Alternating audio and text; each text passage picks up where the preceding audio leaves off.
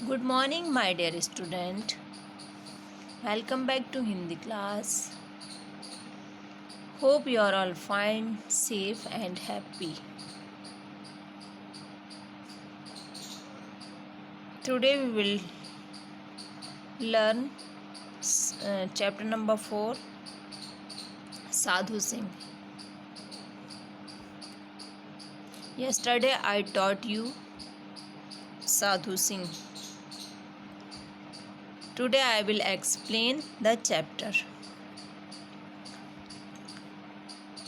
तो चैप्टर मैंने कल बताया था कि ये एक जो है एक स्वतंत्रता सेनानी की के विषय में बताया गया। यह हास्य व्यंग है और एक रेखा चित्र है। रेखा चित्र किसका है?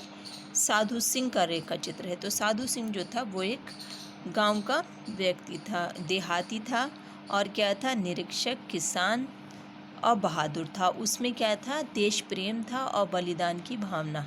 तो वो जो था उसे सीधा साधा था, सादगी थी उसके व्यवहार में, उसके व्यक्तित्व में। इस कारण उसे नहीं पता कि देश में क्या चल रहा है, लेकिन एक देश प्रेम की, देशभक्ति की और बलिदान की और त्याग की भावना ने उसे देश के लिए कुछ करने के लिए मजबूर कर दी। साधु सिंह, तुमने दफ़ा 44 तोड़ी है, तुम्हें मंजूर है। मैं क्यों तोड़ता हूँ उसे? कचहरी में सन्नाटा हो गया। जब उनसे कहा कि तुमने दफ़ा 44 तोड़ी है तो उसने कहा मैंने तो नहीं तोड़ी है। इस बात को लेकर कचहरी में सन्नाटा हो गया।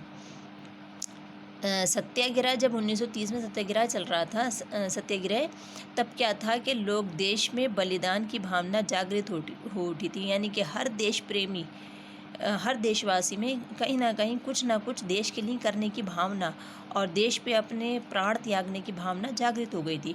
तो उस टाइम क्या हो रहा था कि ये स्वयं जागृत हो उठी थी। स्वयं सेवक खुशी खुशी गिरफ्तार होते, अदालत में उन्हें पेश कर पुलिस का आदमी उनके अपराध की घोषणा करता। मतलब उन्हें क्या, उन देशभक्ति की तो एक उनका अपराध था कि वो देशभक्त हैं, तो वो देशभक्ति के लिए उनके जो भी वो कानून का उल्लंघन कर रहे थे या कुछ कर रहे थे, तो उसके लिए उन्हें पुलिस वाला पकड़ के ले आता था। मजिस्ट्रेट के पूछने पर उससे कहा जाता कि आपने ये अपराध किया है, तो वो कहता था हाँ। अब जब वो हाँ कह देता, सज़ा सुनाई जाती थी। ये 15 मिनट में मुकदमा निपट जाता था। ना इसके लिए पुलिस कुछ तैयार करती थी, न कोर्ट इंस्पेक्टर कोई नज़ीर टटोलता था। नज़ीर यानी कोई मिसाल या कोई सबूत कुछ नहीं करता था। यहाँ तक कि पुलिस कोई गवाह भी साथ न लाती थी। ठीक ही तो है, जब अपराधी को स्वयं अपराध मानने हो तो प्रमाणों का संग्रह कोई क्यों करे। अब क्या होता था, जब उसने, अपराधी ने या जिस देशभक्त ने मान लिया कि हाँ मैं अपराधी हूँ, मेरे अंदर देशभक्ति की भावना है, तो फिर अब कहाँ से वो प्रमाण मांगे? ये किसी सबूत की या गवाह की कोई ज़रूरत नहीं पड़ती थी। उस दिन साधु सिंह ने अपना अपराध स्वीकार करने से इनकार कर दिया, तो परंपरा का ये प्रवाह रुक सा गया। जो ये परंपरा चल रही थी, पकड़ लिया बगैर किसी गवाह के, बगैर किसी सबूत के उसको कैदी बनाकर और सज़ा सुना दी जाती थी। तो ये क्या हुआ, साधु सिंह ने जब मना किया, ये पहली लाइन में जिस तरह से दे रखा है तुमने दफ़ा 44 तोड़ी है, तो उसने मना कर दिया।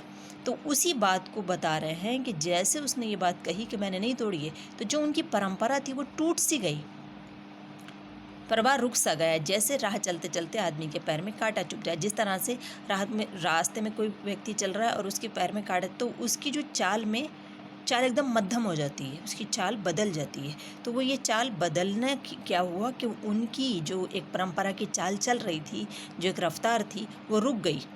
और रुकी क्यों? क्योंकि साधु सिंह ने अपना गुनाह या अपना अपराध स्वीकार करने से इनकार कर दिया। इस वजह से ये जो उनकी चाल थी, जो परंपरा के था प्रवाह था, वो रुक गया। तो मजिस्ट्रेट प्रमाणों का अभाव कहकर साधु सिंह को छोड़ दे तो अंग्रेज़ कलेक्ट्रेट की ऐसी झाड़ पड़े कि तरक्की के कई मंसूबे झड़ जाएं। अब जैसे कि मजिस्ट्रेट की मजबूरी ये थी कि उसे प्रमाणों का अभाव के कोई सबूत नहीं था, इस वजह से मैंने ये केस बंद कर दिया। तो वो ये नहीं छोड़ सकता था। क्यों नहीं छोड़ सकता था?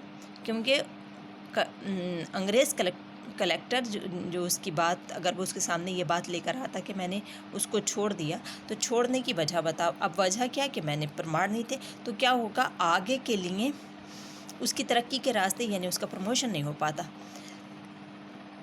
मंसूबे झड़ जाएं यानी कि उसका प्रमोशन रुक जाएगा, और मुकदमे को मुलतवी करे तो उसका कारण क्या बताए। अगर जैसे कहते हैं वो तारीख पे तारीख आपने सुना ही होगा, तो अगर वो ये बात कहता है तो फिर इसकी वजह क्या बताए कि क्यों तुमने तारीख दी। चंद्रधर जियाल एक घाघ मजिस्ट्रेट थे। घाघ यानी बहुत पावरफुल मजिस्ट्रेट थे। उसने साधु सिंह को गौर से देखा। एक सीधा अनपढ़ किसान सोचा, ये झूठ तो बोल नहीं सकता, फिर बात क्या है। मतलब उन्होंने कहा कि ये तो एक सीधा सा अनपढ़ है, किसान है, तो ये झूठ क्यों बोलेगा। अच्छा, तो फिर इसके पीछे की वजह जानते हैं कि वजह क्या है, कारण क्या है। पूछा, मिस्टर साधु सिंह, तुम्हें पता था कि देवबंद में दफ़ा 44 लगी हुई। कहाँ पे दफ़ा 44 लगी? देवबंद में। उत्तर मिला, लगी होगी, मैं तो सारे बाज़ार में नारे मारता फिरा, मुझे तो वहाँ कहीं दिखी नहीं। वो क्या है, वो इतना सीधा साधा है, उसे लग रहा है दफ़ा 44 कोई व्यक्ति है या कोई स्त्री है। तो उसने कहा, हाँ मैं तो भाई नारे लगाता फिर रहा था, मुझे तो कहीं नहीं दिख रही थी। जियाल साहब मुस्कुराए। इस चट्टान के बीच तो काफ़ी रास्ता है।